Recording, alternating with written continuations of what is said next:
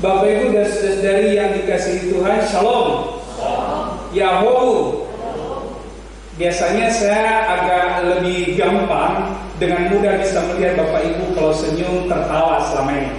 Tapi karena harus ada masker sehingga saya tidak bisa melihat kalau Bapak Ibu sedang senyum atau sedang tertawa.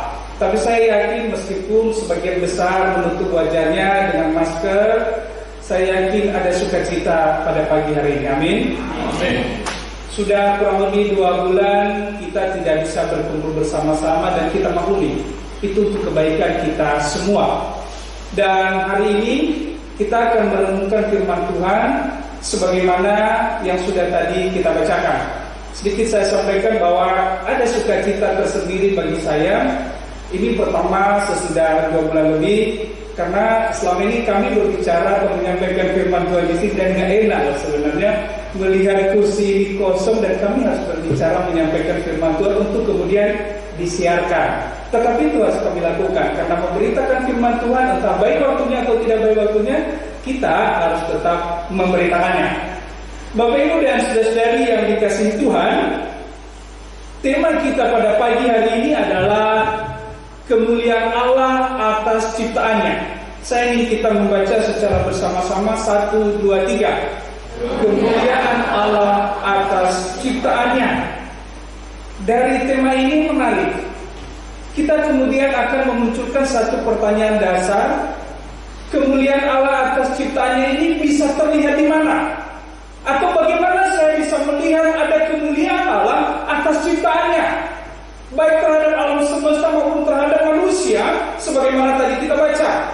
Bapak Ibu dan saudara-saudari yang dikasihi Tuhan, saya menyampaikan 3 hal soal kemuliaan Allah atas ciptaannya.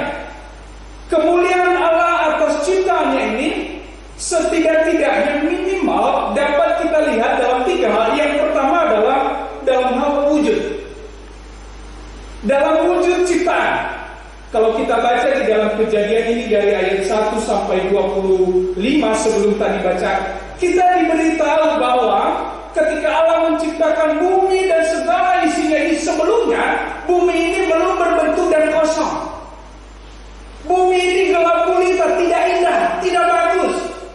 Lalu Allah kemudian membentuk yang tidak terbentuk ini, yang tidak ini menjadi indah dengan menciptakan terang pada hari pertama, cakrawala pada hari kedua, kemudian laut dan daratan atau memisahkan laut dari darat pada hari yang ketiga, benda-benda penerang, matahari, bulan, bintang itu pada hari keempat, burung-burung dan ikan-ikan pada hari yang kelima, beserta dengan segala binatang baik berlayar di bumi, di udara dan juga di bawah air. Lalu Allah melihat bahwa semuanya itu indah. Dari yang belum berbentuk, belum indah, gelap gulita ini menjadi indah luar biasa. Inilah kemuliaan Allah atas ciptanya dalam hal wujud untuk alam semesta. Ketika saya misalnya jalan-jalan ke pantai, saya senang sekali mengarahkan pandangan ini jauh ke depan. Karena kalau saya hanya melihat sekitar, rasa-rasanya kurang indah. Tapi ketika saya mengarahkan pandangan saya jauh ke depan, saya bisa melihat laut itu seperti ada batasannya dengan langit. Dan kita bisa melihat alam begitu indah. Saya terkagum dan berkata, sungguh indah ciptaan-Mu ya Tuhan. Engkau sungguh luar biasa. Ketika kita melihat bunga-bunga indah, kita melihat bahwa ini sungguh indah ciptaan-Mu Tuhan. Kemuliaan-Mu sungguh luar biasa. Kami manusia tidak akan bisa menciptakan ini, tetapi Engkau sungguh bisa menciptakan ini. Inilah kemuliaan Allah yang bisa kita lihat dalam wujud. Ini untuk alam semesta. Saya mau fokus kepada kita sebagai manusia, sebagaimana yang tadi kita baca di ayat 26 sampai ayatnya yang ke-31. Dalam hal kita sebagai manusia, ada kemuliaan Allah di dalam hidup kita, yaitu dalam hal wujud, kita diciptakan segambar dan serupa dengan Allah.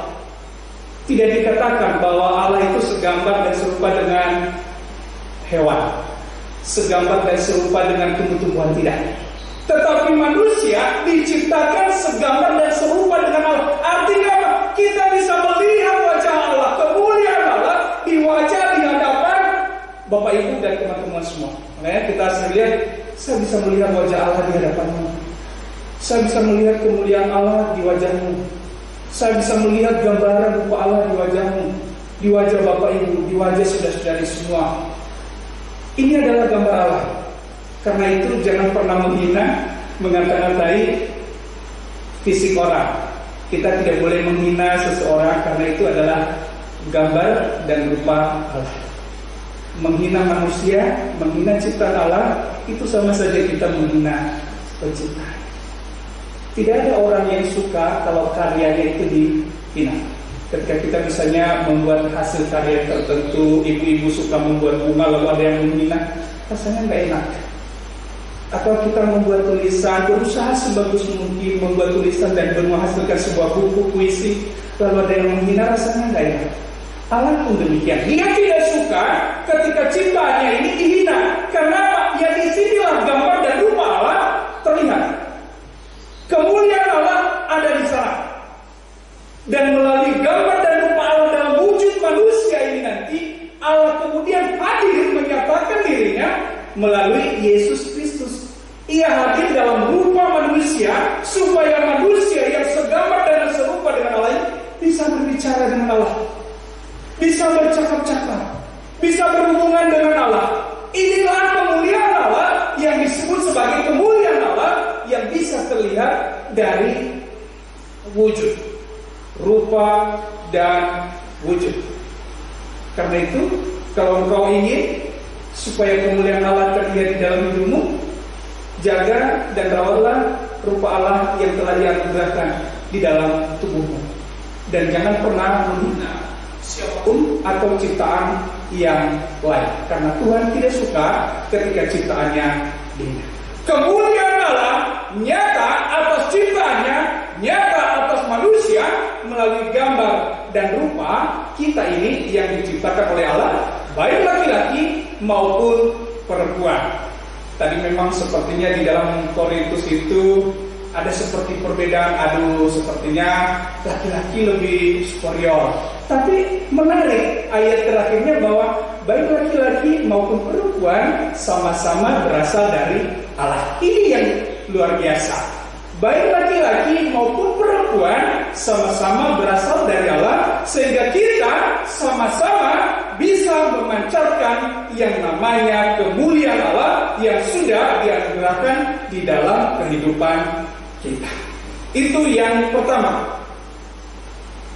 Yang kedua, kemuliaan Allah atas ciptaannya ini bisa terpancar dalam hal karakter dan sifat. Bukan hanya soal rupa, bukan hanya soal gambar dan rupa Allah ini sama dengan Allah, tetapi ini soal karakter dan sifat. Bahwa saya segambar dan serupa dengan Allah ini, manusia juga harus meneruskan memancarkan yang namanya karakter dan sifat Allah. Kalau binatang itu kan tidak diberikan akal untuk bisa melihat mana yang baik, mana yang tidak, mana yang layak, mana yang tidak, mana yang pantas dan mana yang tidak. Hewan, tumbuh-tumbuhan tidak diberikan itu. Hewan paling-paling diberikan insting, sehingga mereka bisa punya naluri. Kalau itu hewan peliharaan, mereka bisa tahu ini pemiliknya atau bukan. Anjing luar biasa, dia punya insting naluri. Ketika dia tahu bahwa orang ini baik, dia akan senang berteman. Tetapi manusia diberi lebih daripada insting dan naluri. Tetapi manusia diberikan akal untuk bisa membedakan mana yang baik, mana yang tidak, mana yang pantas, mana yang tidak, mana yang layak dan mana yang tidak. Ini kemuliaan Allah. Di tengah-tengah pandemi ini kan bantuan itu diberikan oleh pemerintah, dan banyak orang merasa dirinya berhak untuk mendapatkan. Walaupun sebenarnya nyata-nyata kita bisa melihat bahwa dia sebenarnya tidak layak, tidak pantas menerima BLT itu. Ada bahkan orang-orang yang sudah diberikan berkat anugerah, sudah PNS, sudah punya gaji, punya tunjangan tetap dari pemerintah, tapi menerima juga BLT. Ini luar biasa. Mudah-mudahan di sini tidak ada yang demikian. Amin. Tidak banyak yang berkata amin. Amin. Amin. Ya, kita ini manusia sudah bisa mengukur diri. Layakkah, pantaskah saya menerima itu atau tidak? Dan ini sesungguhnya kita sebagai manusia sudah diberikan akal sehat, sudah bisa melihat mana yang baik, mana yang tidak baik, mana yang pantas, mana yang tidak pantas, mana yang layak dan mana yang tidak layak. Ini saya kritik di Kabupaten Nias Barat, saya harus sampaikan. Banyak yang marah ketika saya kritik bahwa oknum-oknum PNS ini kemudian merasa berhak menerima BLT. Apalagi mereka ini berstatus sebagai pendeta. Menurut saya tidak layak. Sudah PNS nih. Kalau tidak PNS tidak apa-apa ya. Artinya dia memang berkekurangan, layak dibantu boleh. Tapi kalau sudah merasa dirinya layak, tidak perlu berharap mendapatkan bantuan BLT dari pemerintah. Dalam hal karakter kita bisa melihat bahwa Allah ini digambarkan oleh pemazmur di dalam 103 pasal 103 ayat 8 berkata, Tuhan adalah penyayang dan pengasih, panjang sabar dan berlimpah kasih setia. Tuhan itu berbelas kasih dan murah hati, lambat untuk marah dan berlimpah kasih setia. Panjang sabar, pengasih dan penyayang, lambat untuk marah, bukan berarti tidak marah. Lambat untuk marah. Allah itu marah, murka dia kalau kita melakukan hal-hal yang tidak setuju dengan kehendak.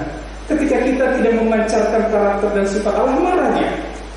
Allah itu marah. Yesus Kristus pernah marah ketika ia datang ke bait Allah dan dia memporak-porandakan, membolak-balikkan semua dagangan orang-orang yang berjualan dengan tidak adil itu. Allah marah. Tetapi kita juga diingatkan, ketika kau marah, lambatlah. Jangan buru-buru marah dulu.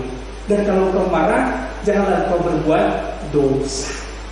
Marahlah secara wajar.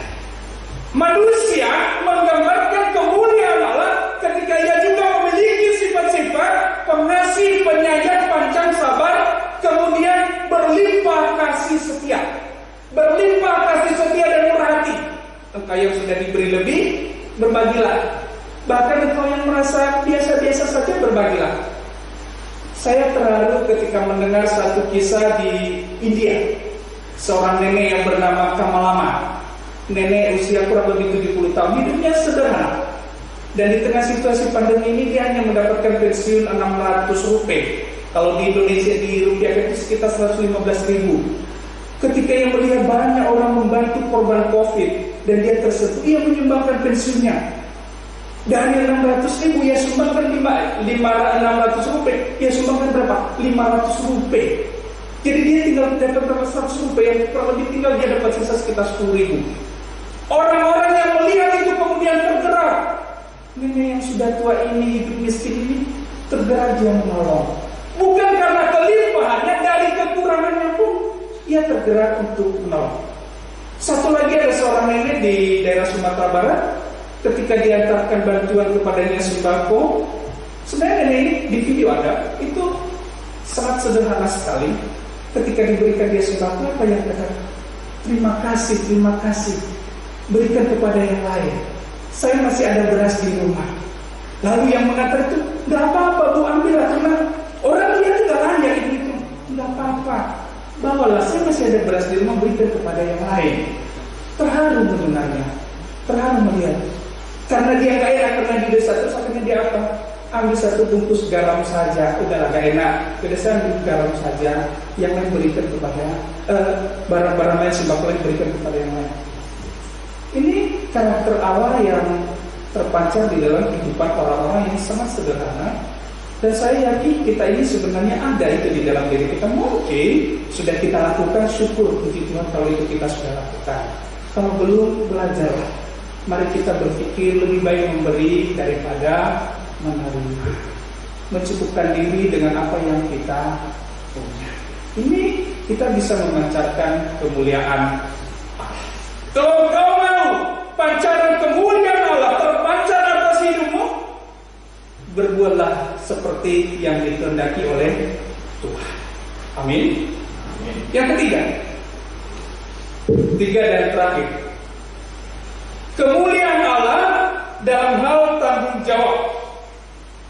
Jadi dalam rupa ini kita sudah dapat terlihat kemuliaan Allah. Dalam karakter sifat juga sudah terlihat kemuliaan Allah. Ini dalam hal tanggung jawab atas berkat. Apa tadi yang disampaikan? Beranak cuculah dan bertambah banyaklah, berkuasalah atas ikan-ikan di laut, burung-burung di udara dan segala macam. Berkuasalah, taklukkanlah. Bahkan sebenarnya kata-katanya bisa lebih keras lagi, injak-injaklah. Engkau berkuasalah. Tetapi ingat, Allah tahu, Allah menciptakan manusia dengan akal. Berkuasalah secara bertanggung jawab.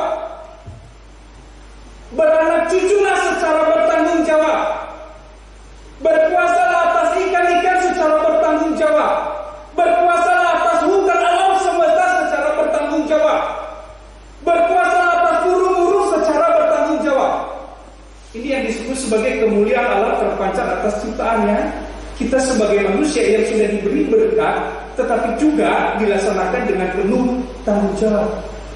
Ada orang asal bikin anak saja, tapi tidak bertanggung jawab. Yang mereka yang hamil di luar nikah, asal bikin anak saja, tidak bertanggung jawab. Pun sudah menikah, sudah berkeluarga, bikin anak banyak-banyak, kasihan anak-anaknya, tidak bertanggung jawab orang tua untuk membiayai anak. Karena itu bertanggung jawablah menjalankan berkat ini sesuai dengan kehendak Tuhan.